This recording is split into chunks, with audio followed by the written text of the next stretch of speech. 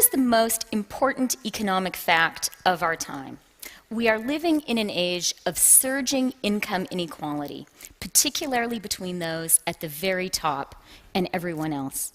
This shift is the most striking in the US and in the UK, but it's a global phenomenon. It's happening in communist China, in formerly communist Russia. It's happening in India, in my own native Canada. We're even seeing it in cozy social democracies like Sweden, Finland, and Germany. Let me give you a few numbers to place what's happening.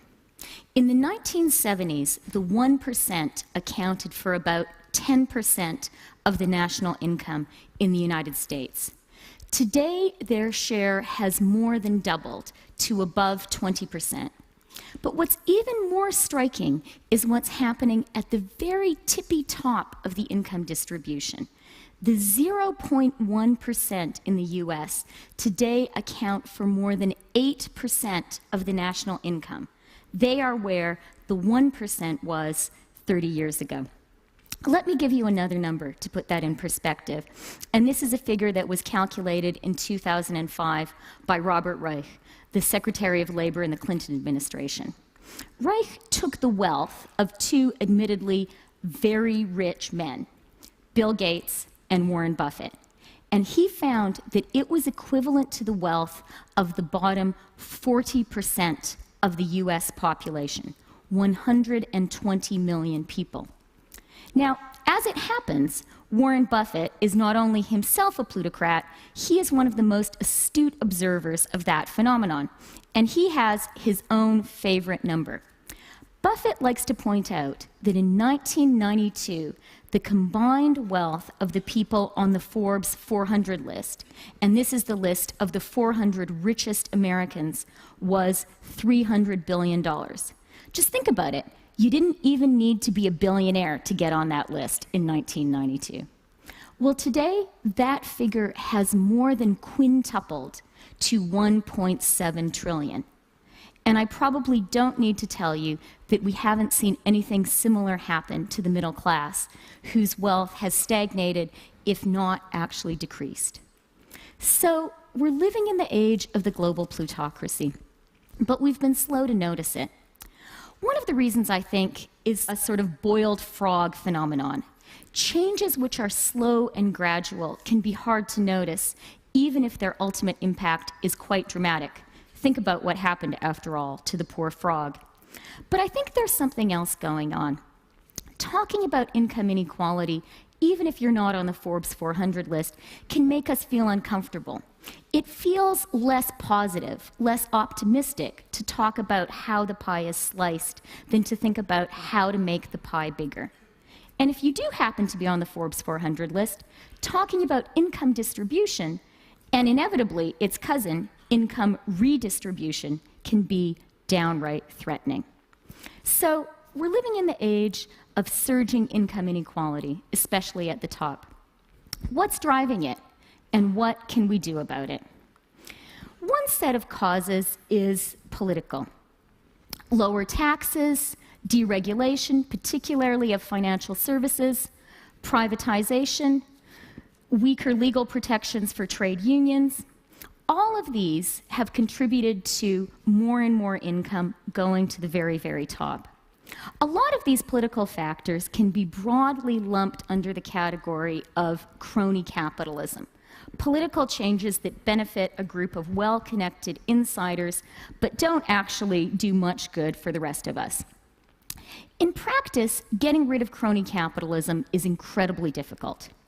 Think of all the years reformers of various stripes have tried to get rid of corruption in Russia, for instance, or how hard it is to re-regulate the banks even after the most profound financial crisis since the Great Depression, or even how difficult it is to get the big multinational companies, including those whose motto might be "don't do evil," to pay taxes at a rate even approaching that paid by the middle class.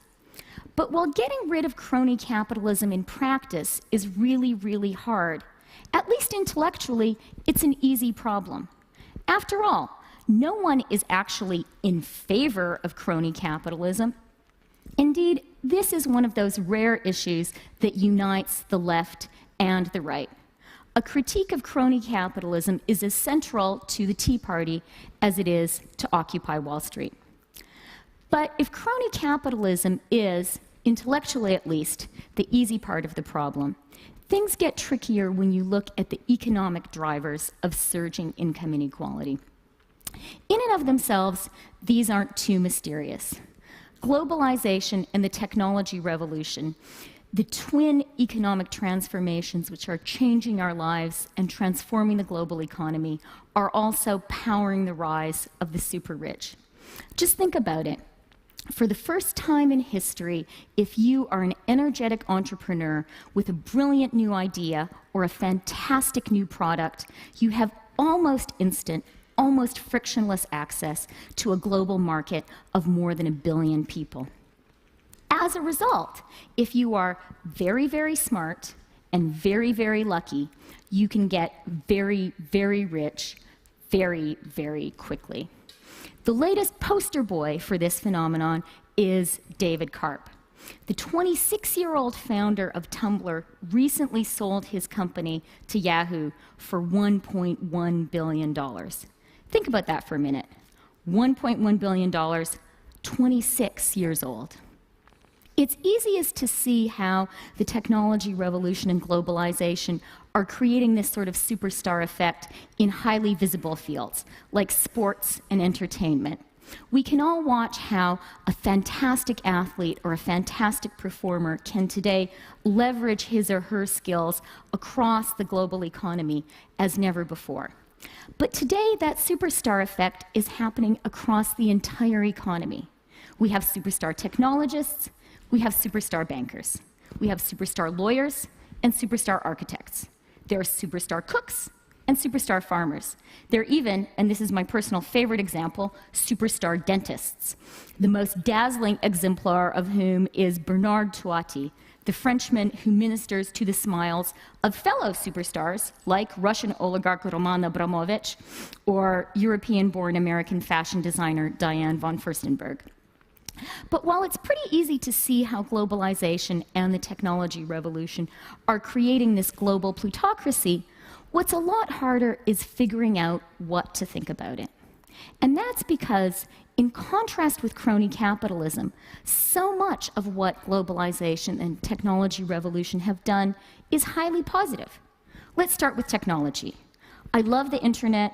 I love my mobile devices. I love the fact that they mean that whoever chooses to will be able to watch this talk far beyond this auditorium. I'm even more of a fan of globalization. This is the transformation which has lifted hundreds of millions of the world's poorest people out of poverty and into the middle class. And if you happen to live in the rich part of the world, it's made many new products affordable. Who do you think built your iPhone? And things that we've relied on for a long time, much cheaper. Think of your dishwasher or your t-shirt. So, what's not to like? Well, a few things. One of the things that worries me is how easily what you might call meritocratic plutocracy can become crony plutocracy. Imagine you're a brilliant entrepreneur who has successfully sold that idea or that product to the global billions and become a billionaire in the process. It gets tempting at that point to use your economic nous to manipulate the rules of the global political economy in your own favor. And that's no mere hypothetical example. Think about Amazon, Apple, Google, Starbucks. These are among the world's most admired, most beloved, most innovative companies. They also happen to be particularly adept at working the international tax system so as to lower their tax bill very, very significantly. And why stop at just playing the global political and economic system as it exists to your own maximum advantage? Once you have the tremendous economic power that we're seeing at the very, very top of the income distribution and the political power that inevitably entails, it becomes tempting as well to start trying to change the rules of the game in your own favor. Again, this is no mere hypothetical.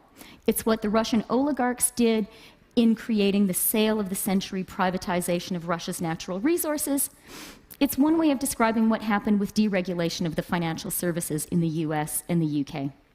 A second thing that worries me is how easily meritocratic plutocracy can become aristocracy. One way of describing the plutocrats is as alpha geeks, and they are people who are acutely aware of how important highly sophisticated analytical and quantitative skills are in today's economy. That's why they are spending unprecedented time and resources educating their own children. The middle class is spending more on schooling too, but in the global educational arms race that starts at nursery school and ends at Harvard, Stanford, or MIT, the 99% is increasingly outgunned by the 1%. The result is something that economists Alan Kruger and Miles Korak call the Great Gatsby curve. As income inequality increases, social mobility decreases. The plutocracy may be a meritocracy, but increasingly you have to be born on the top rung of the ladder to even take part in that race. The third thing, and this is what worries me the most, is the extent to which those same largely positive forces which are driving the rise of the global plutocracy also happen to be hollowing out the middle class in Western industrialized economies. Let's start with technology. Those same forces that are creating billionaires are also devouring many traditional middle-class jobs. When's the last time you used a travel agent? And in contrast with the Industrial Revolution, the titans of our new economy aren't creating that many new jobs. At its zenith, GM employed hundreds of thousands. Facebook, fewer than 10,000. The same is true of globalization. For all that it is raising hundreds of millions of people out of poverty in the emerging markets, it's also outsourcing a lot of jobs from the developed Western economies. The terrifying reality is that there is no economic rule which automatically translates increased economic growth into widely shared prosperity. That's shown in what I consider to be the most scary economic statistic of our time. Since the late 1990s, increases in productivity have been decoupled from increases in wages and employment. That means that our countries are getting richer, our companies are getting more efficient, but we're not creating more jobs, and we're not paying people as a whole more. One scary conclusion you could draw from all of this is to worry about structural unemployment. What worries me more is a different nightmare scenario. After all, in a totally free labor market, we could find jobs for pretty much everyone. The dystopia that worries me is a universe in which a few geniuses invent Google and its ilk, and the rest of us are employed giving them massages. So when I get really depressed about all of this, I comfort myself in thinking about the Industrial Revolution. After all, for all its grim, satanic mills, it worked out pretty well, didn't it? After all of us here are richer, healthier, taller, well, there are a few exceptions, and live longer than our ancestors in the early 19th century. But it's important to remember that before we learned how to share the fruits of the Industrial Revolution with the broad swathes of society, we had to go through two depressions, the Great Depression of the 1930s, the Long Depression of the 1870s, two world wars, communist revolutions in Russia and in China, and an era of tremendous social and political upheaval in the West. We also, not coincidentally, went through an era of tremendous social and political inventions. We created the modern welfare state, we created public education, we created public health care, we created public pensions, we created unions. Today, we are living through an era of economic transformation, comparable in its scale and its scope to the Industrial Revolution. To be sure that this new economy benefits us all, and not just the plutocrats, we need to embark on an era of comparably ambitious social and political change. We need a New Deal.